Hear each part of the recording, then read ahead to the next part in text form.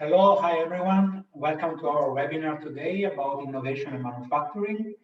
My name is Nicola Cialini and I'm managing Cialini Training Consulting. We are a consulting company supporting the innovation, especially in manufacturing processes.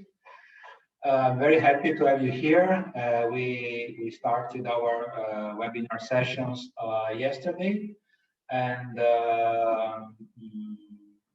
about innovation, manufacturing, and technology in general. So before we start, let's wait for some more people.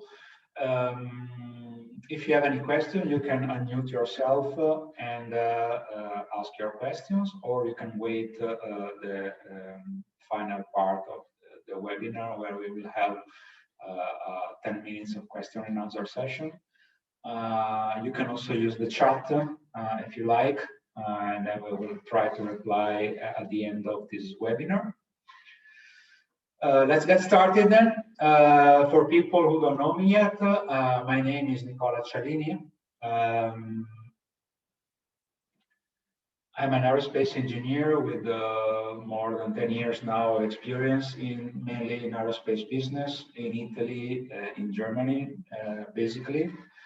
From 2019, I'm a freelance consultant based in Spain at the moment.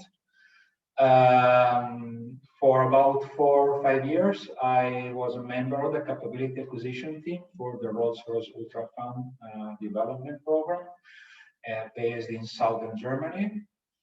And I collaborated with different research centers, mainly in the UK, for example, Manufacturing Technology Center, based in Coventry, but also the Advanced Manufacturing Technology Center, based in Singapore. So when we talk about innovation, the third question is why to innovate? Do we need really to innovate? And the answer from my perspective is yes, for several reasons. The first is that globalization and digitalization are pushing towards higher competitiveness. Therefore, to stay competitive in the market, it's necessary to introduce new products and services. And it's important to diversify and find new strategies to sell more or with higher profits. So it's not only important to introduce new products, but it's important to be able to sell them and with a higher margin as possible. Therefore, it's necessary to find innovative solutions. However, it's not so easy to innovate for several reasons, especially in manufacturing, as you will see later on. In my experience, sometimes the main reason is the lack of time. People are too busy in companies, especially in small, medium enterprises.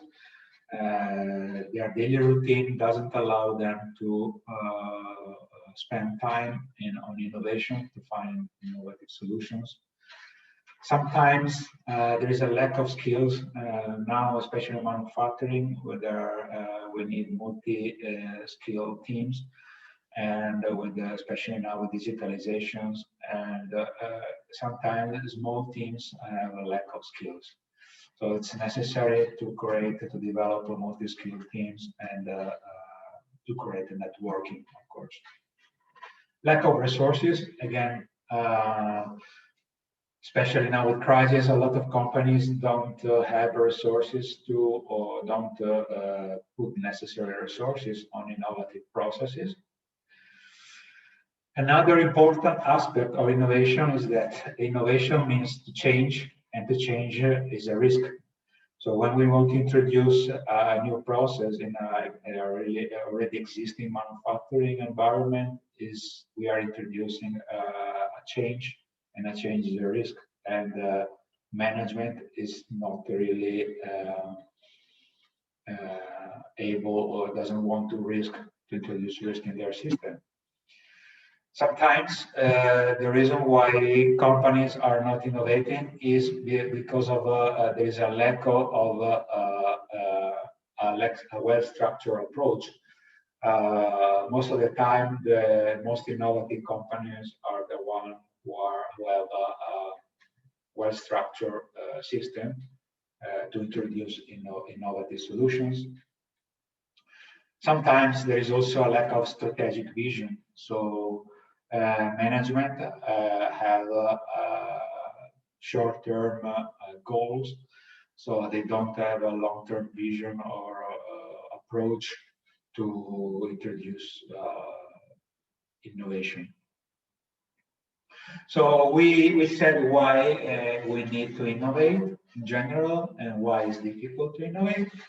Now we are trying to answer this question. These questions: why we need to innovate production processes. Well, the first easy answer is that innovative products require innovative processes. The easiest example is the additive processes, additive manufacturing. Sometimes it's not possible to produce new products without the complexity introduced by additive manufacturing.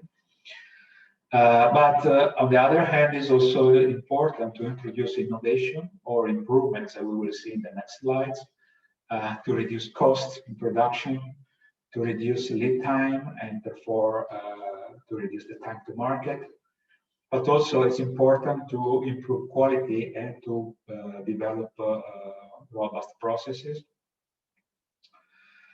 But it's another important aspect nowadays is to improve flexibility in our production system, and we will explain in the next slide why.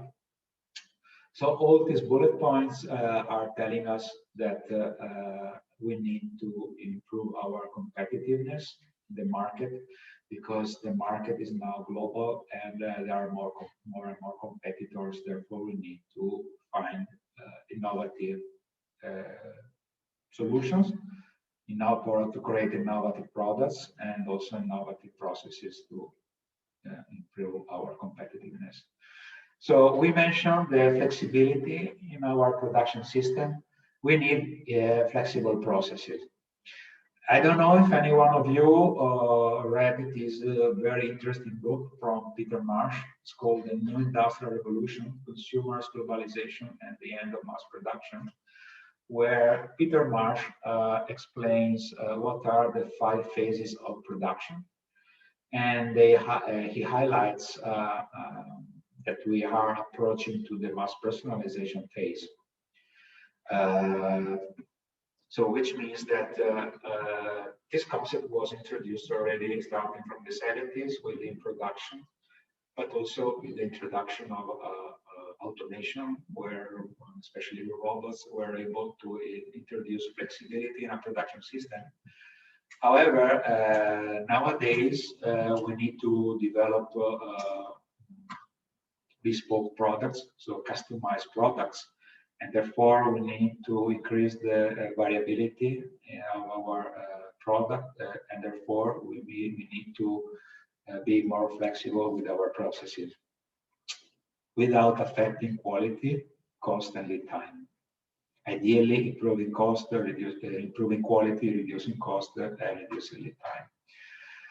So the only way to do that without exploiting the low wage salary, so without exploiting people, is to introduce innovations and essentially introducing new methods and new technology in our production systems. There are let's say, 2 ways to introduce a certain level of innovation in manufacturing.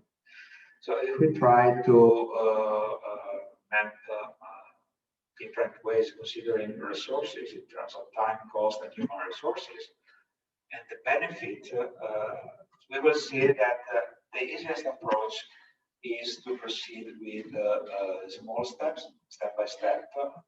And sometimes these little steps don't introduce benefits at all. So it's not so easy to introduce positive changes in a production system. However, this is the recommended approach, little by little, we can introduce benefits, adding some effort, therefore resources, and this is the approach we will achieve a certain benefits. Sometimes we achieve a limit. So even though we introduce, we make more effort, we can't introduce more benefits. The voice I'm very clear. Sanket, I will try to. Well, I hope that everyone else is able to listen to me very well. I'm trying to speak louder. I will try to speak louder then. So I was saying that with the continuous improvement, this is called this approach,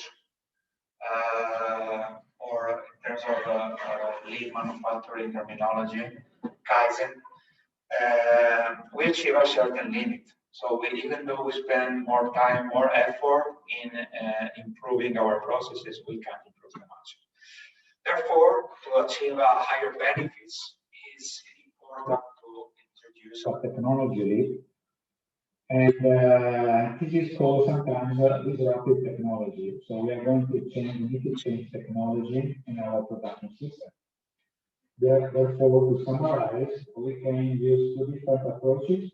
The first is called continuous improvement, where we'll, step by step, we'll introduce some small benefits, but several steps. Or we can spending more effort and we can have higher benefits with introducing new disruptive technology. Normally, in manufacturing environments, continuous improvement is the preferred solution. However, sometimes we need to think also that we can try to change technology. Therefore, once we defined what's our goal are, what do we want to do? Do we want to improve quality? Do we want to reduce cost? Do we want to reduce the time to market? Then we need to define a project portfolio. Therefore, we can use a bubble diagram. So if, for example, we map the level of benefits on one axis, and on the other axis, we map the level of risk, like low or high risk. Of course, we will identify an area that is unlikely to develop projects, where the area with higher risk and low benefits. And there is another area that is very likely to develop projects with high benefits and low risk.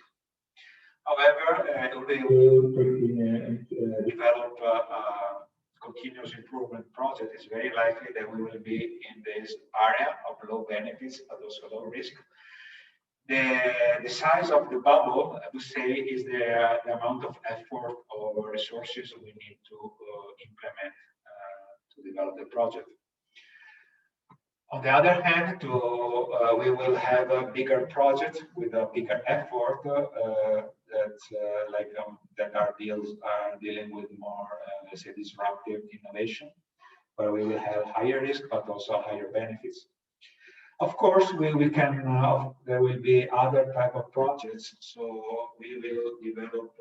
we can develop projects with higher risk and relatively, high benefits and relatively low risk. Can be both either continuous improvements or disruptive innovation. So it's really sometimes borderline to define what's continuous improvement, disruptive innovation. But of course, we will map all our projects in a sort of bubble diagram. This is what I recommend to do. Another thing is that when we talk about digitalization, now we are going, it's very popular, it's a popular trend in what is called Industry 4.0, which means introducing digitalization in our shop floors. Industry 4.0 sometimes is also called the fourth industrial revolution or digital transformations. Industry 4.0 is basically a trend born in Germany in 2011 at the Hanover Trade Fair. Hannover Messe. It's basically a trend which goal is to improve competitiveness in German manufacturing after the crisis in 2008 and worldwide. I'm not going to focus too much on the reasons why Industry 4.0 has been developed. However, digitalization is a big trend nowadays in manufacturing and innovation. And according to the Boston Consulting Group, we can identify basically 9 key technologies. The first is additive manufacturing. Of course, there are different technologies inside additive manufacturing. Internet of Things, so the interconnectivity of different assets in the shop floor, creating basically cyber physical systems. Autonomous robots, essentially collaborative robots or cobots and automated guided vehicles or AGVs. Big data analytics, which is all these techniques like machine learning, deep learning to analyze data and extract added value from data. Simulations, normally simulations are used in the design phase, but nowadays there are so many software solutions which provide a lot of benefits to simulate factories, like discrete event simulations or ergonomic simulations or multi-physics simulations to predict the behavior of processes inside manufacturing systems. Augmented and virtual reality.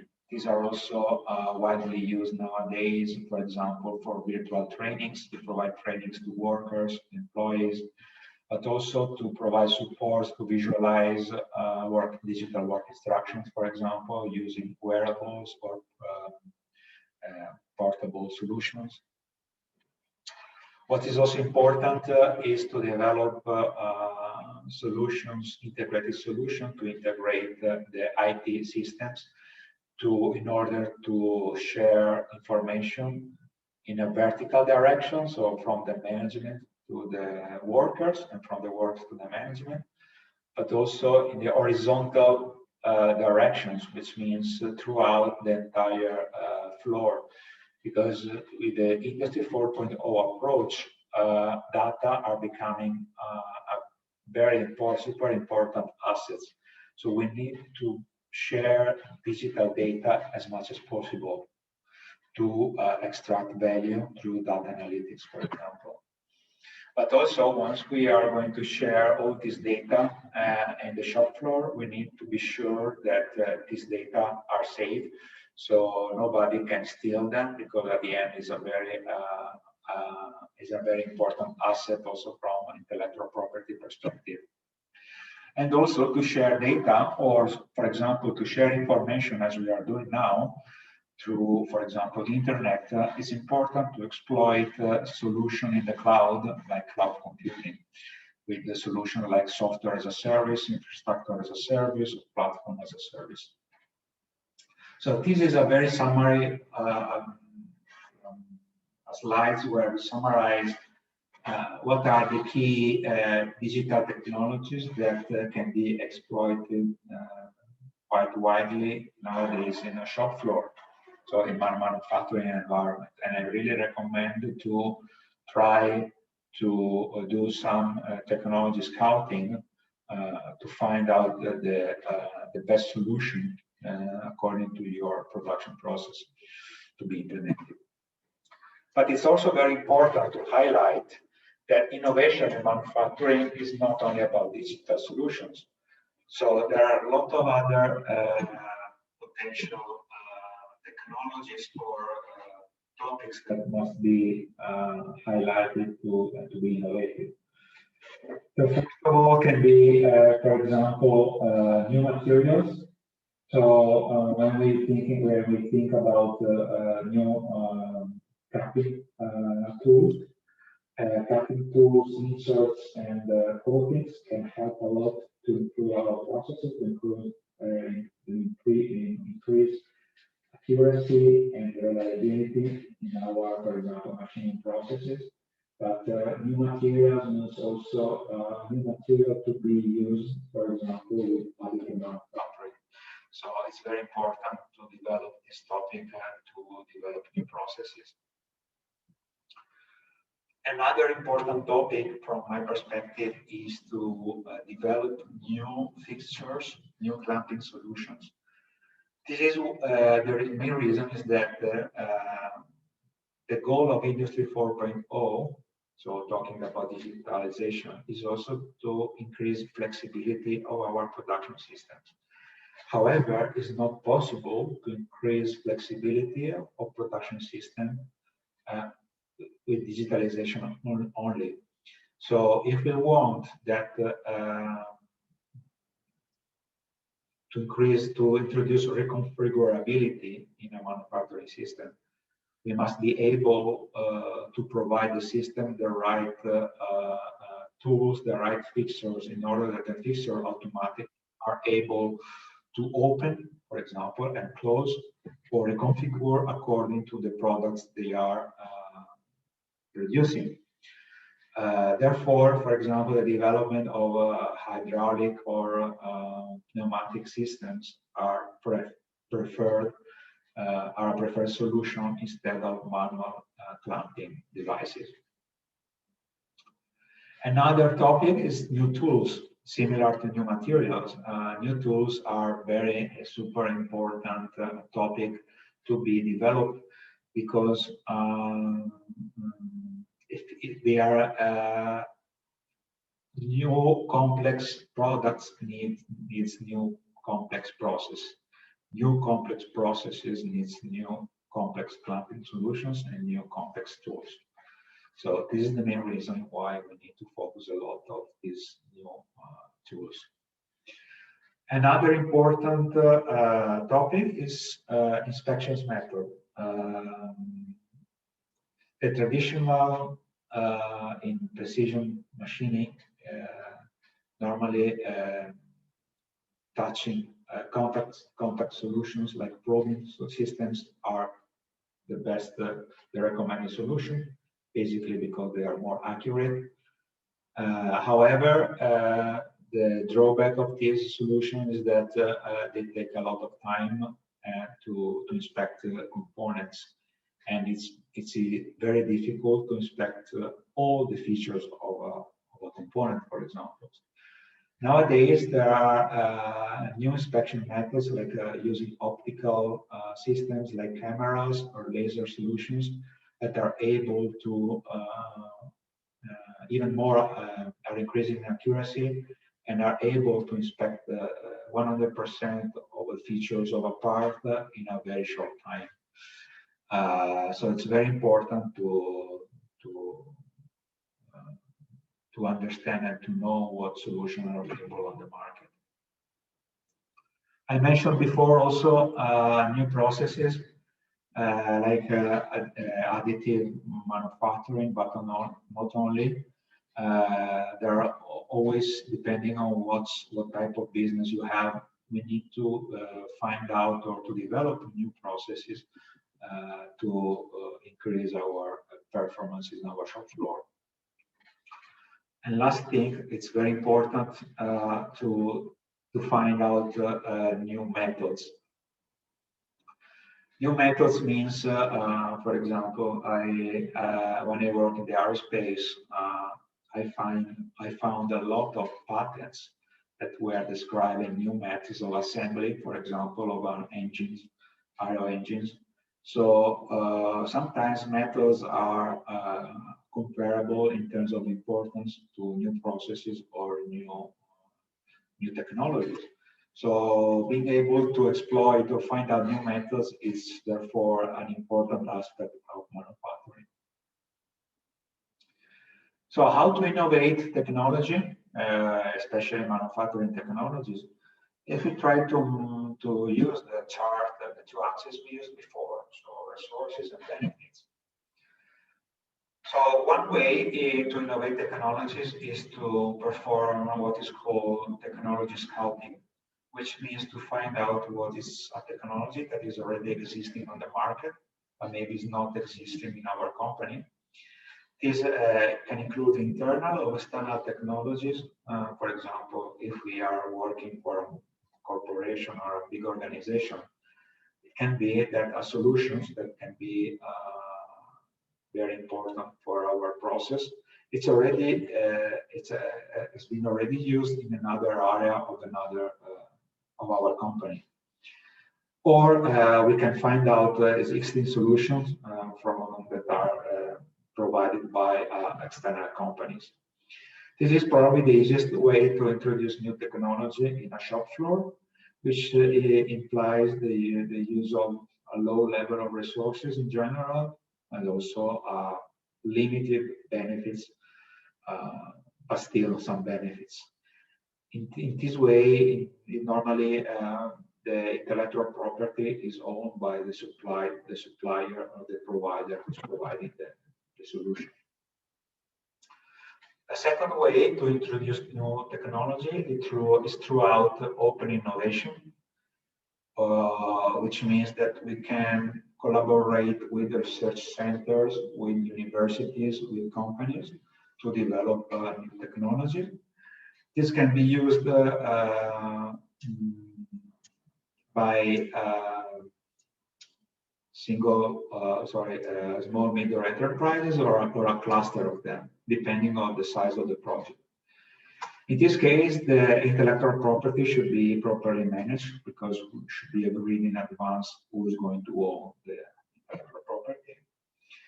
And the third way is to develop a research and development team inside the company.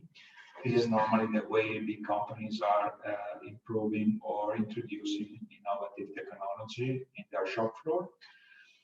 The drawback is the positive thing is that normally the intellectual property is owned by the company, but it's typically an expensive way to introduce technology. So we talk about intellectual property. Sometimes this aspect is not really well known, or people in manufacturing are not really aware of the importance of how to manage intellectual property in a proper way. So in my experience, there are basically two ways to do that. Create a patent, so a utility model, or a trade secret, or let's say an industrial secret. For example, an example of trade secret is the recipe of Nutella, as you can see. So the recipe is not shared outside the company. Or another example is the Coca-Cola company doesn't share the recipe of Coke, of course. The first way, so patents, it's something that companies can use because they guarantee greater attractiveness of the brand on the market, and also once you develop a patent, it discourages competitors to use the same solutions. However, because patents are public, you make the idea public, so it can be difficult to check if your competitors are using your solution in your shop floor or not.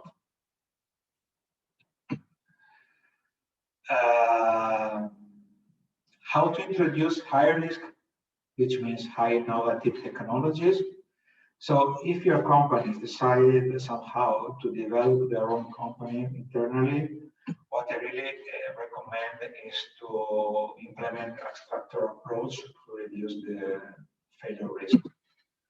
One way to do that is to use a stage and gate approach, like, for example, manufacturing readiness level, which is a linear, let's say, process to evaluate the maturity level of a manufacturing process.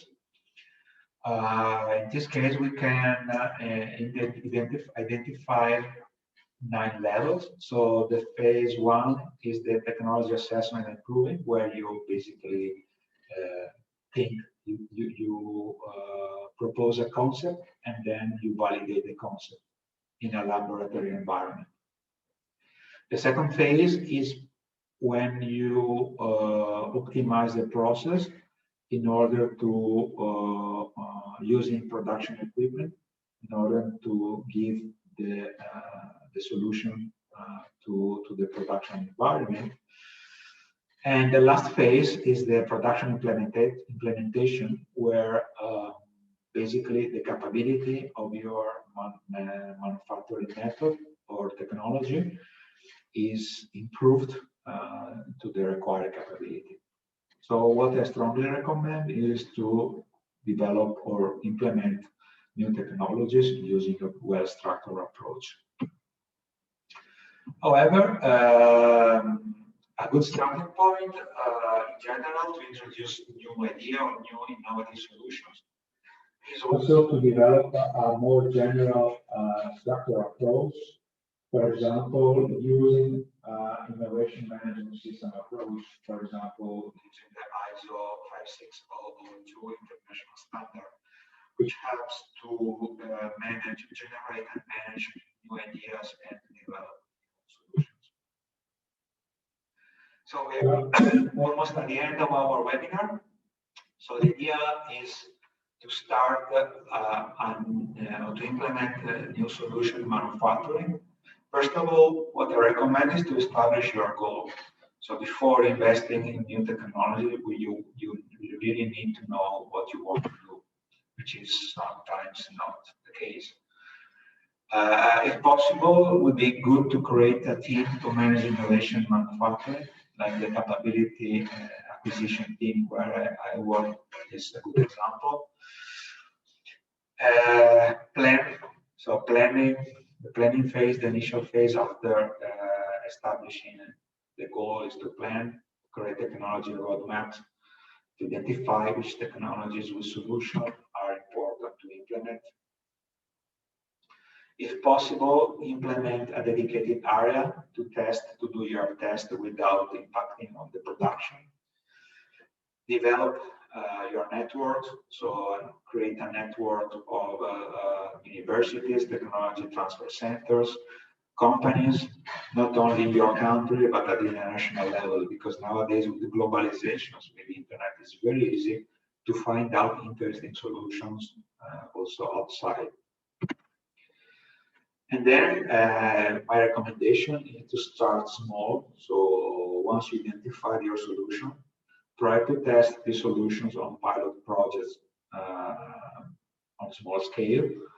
And then if it works, to extend your project on a bigger scale.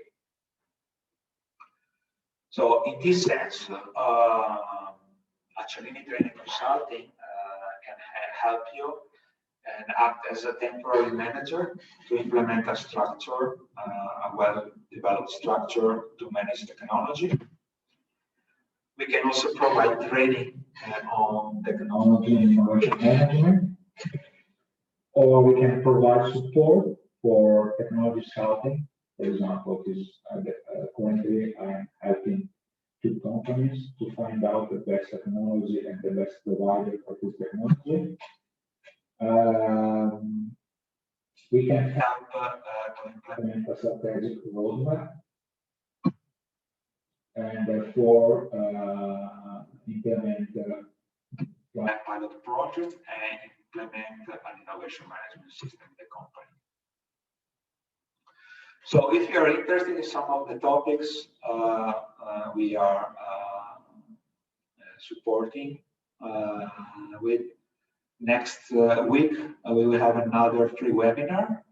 This is more focused on technology and strategic planning. So we are going to talk about how key elements to implement a technology roadmap. And on Tuesday the 20th, we are going to talk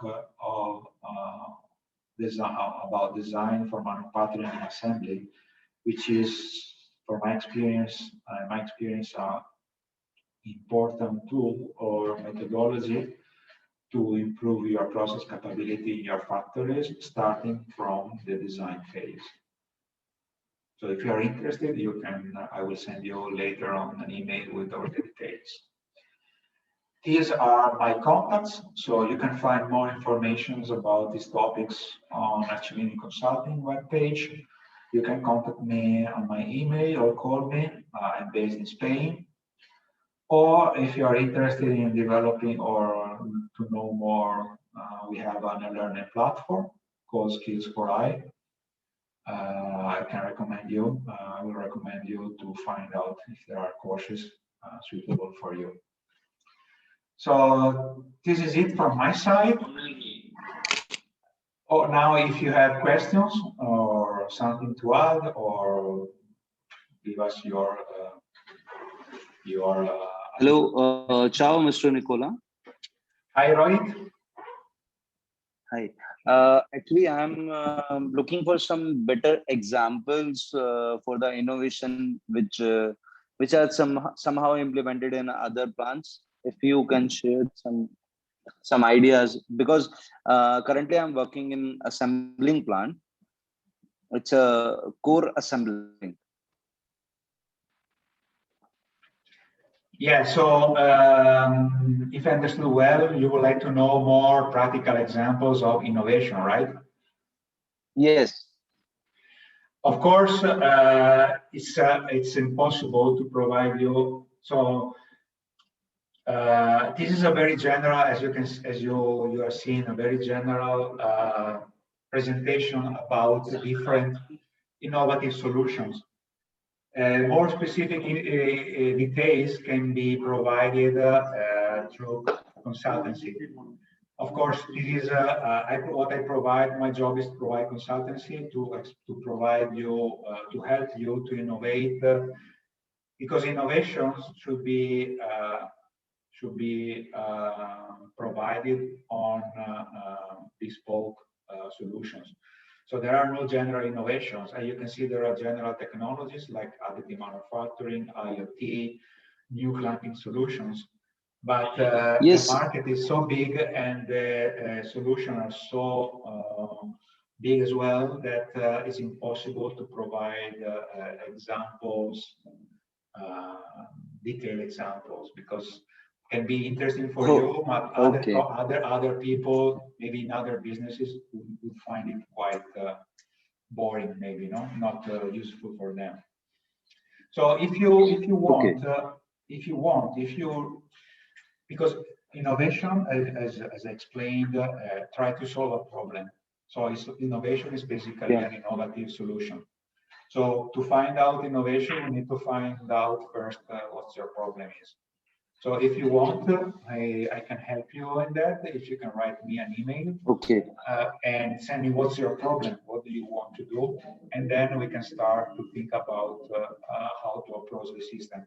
Another important aspect of innovation I wanted to highlight is that innovation is not just about creativity. You can't just introduce innovation with just a bit of creativity. We need to have a structural approach. So yes, what I recommend to people when I support them is to implement an approach. And what I can do for you is to help your companies to have a structured approach to innovation. Okay. Thanks a lot. Thanks for attending. If anyone else has additional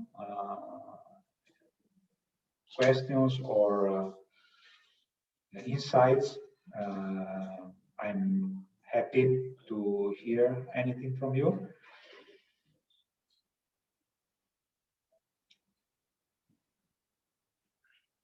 Of course, I take this opportunity to tell you that I'm going to share with you the slides I presented today and the link of the recording session. This session is being recorded.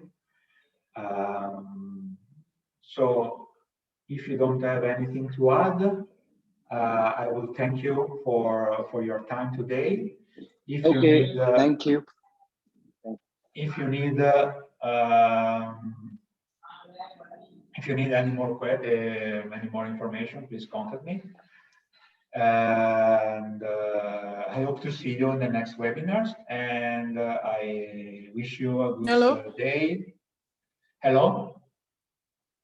I would like to ask, how often do you do these presentations? Really depends. I don't have for this month, for example, in English, I'm going to do 2 more webinars. The first, the 14th of July, and the other one, the 20th, if I remember well, the 19th. But if you want to know when I will do that, I will recommend you to subscribe to my newsletter. So if you go to my website, celliniconsulting.com, you can subscribe to our newsletter. And every time we have a session like this, you will be informed before others. So I normally advertise my webinars on LinkedIn, or through my newsletter. So if you are interested to attend to future webinars, I will recommend you to subscribe to my newsletter. Thank you so much. Thank you for attending. I hope you found the content interesting, and see you on the next webinars. And hasta la próxima, Andy. And thank you for attending. And see you next time. Goodbye and good evening to everyone. Thank you. Thank you, Nicola. Thank you, Andy. Bye. Bye, Thank everyone. you. Bye.